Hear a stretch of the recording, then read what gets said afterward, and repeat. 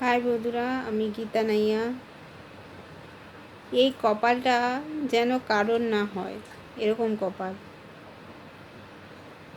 জীবনটা মানে কি বলবো আমি এতদিন ভিডিও ছাড়তে পারিনি, আগে 1.5 মাস, আর এখন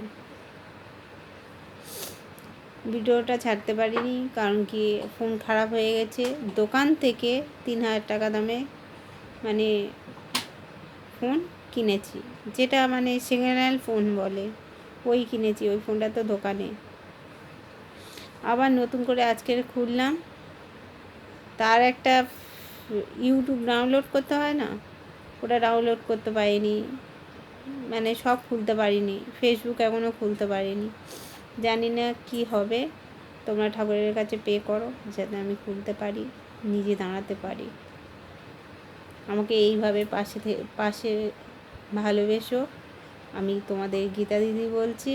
টাটা।